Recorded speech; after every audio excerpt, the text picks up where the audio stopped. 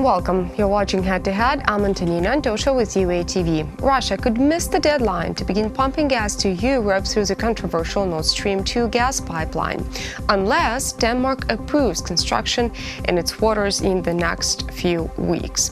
To launch the pipeline that was due to coincide with the expiration of an existing gas transit contract through Ukraine on December 31st. To discuss this, we welcome to the studio today Andrian Prokip. He is the energy expert at the Ukrainian Institute for the Future. So hello and thank you for joining. Hello. So the link between Russia and Germany that is supposed to transit gas from Gazprom and cost almost 10 billion euros, it has been approved by several Baltic countries. However, not by Denmark. So if that doesn't happen until the date when the contract between Ukraine and Russia expires, what's going to happen to the Nord Stream 2 gas pipeline, and does Russia have a plan B? Yeah, Russia has a plan B. That is constructing the pipeline bypassing economic exclusive zone of Denmark. However, that is not very good option for Russia, because that means spending more time and more money for investigating the route they will use. And at final extent, so they will be late, sure, in the case if the pipeline is constructed, considering the possible sanctions, US sanctions, because this week US Senate has to vote for the bill regarding possible sanctions against companies constructing the pipeline. Mm-hmm.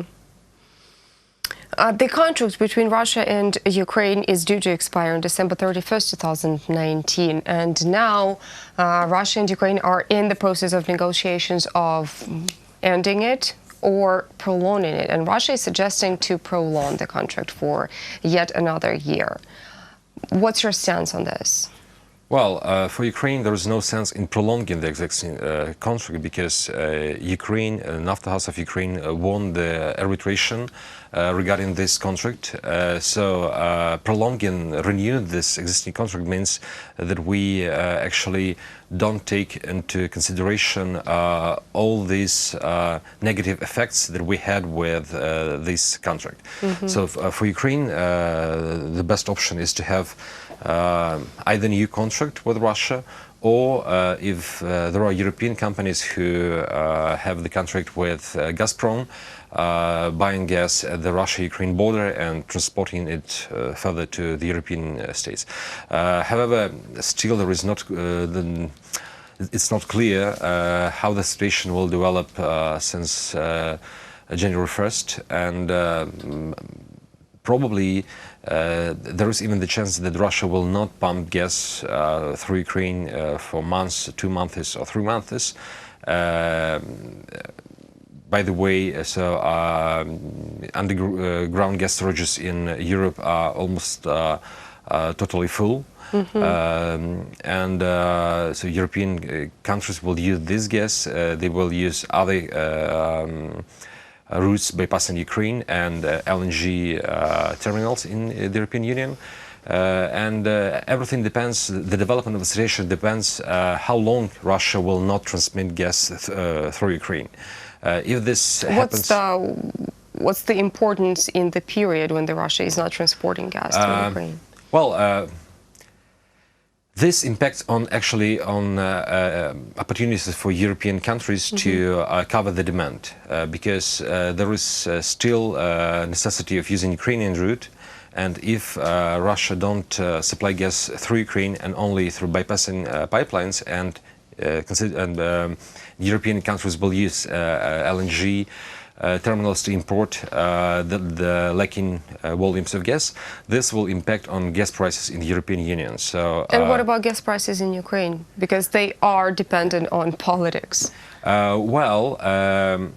Somehow this will impact on prices in Ukraine, but not so strong, because currently Ukraine is buying gas to fill in gas storages in Ukraine to cover Ukrainian needs for the next half a year. Mm-hmm. So somehow that will be an impact for gas prices, but not so crucial. And again, this depends how long Russia will not pipe gas through Ukraine. In the case if it happens for a month, so the situation will be not so crucial. But if this happens for 3 months, I believe the prices in the European Union will become 2 or 3 times higher. And this will be the argument for Russia to negotiate with Europeans, saying that Ukraine is not a responsible party. However, Ukrainian side and Naftahaz are still open and propose number of options to Gazprom to offer Ukrainian pipeline capacities to send gas to the European Union. There were plans to make Ukraine self-sufficient in gas supplies by the year 2020. How realistic are those plans now?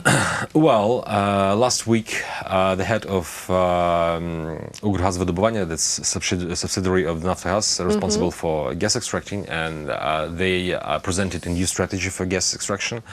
And actually, it looks like that we are refusing from this concept of energy gas self-sufficiency, because the main point is to have high profits in gas extraction.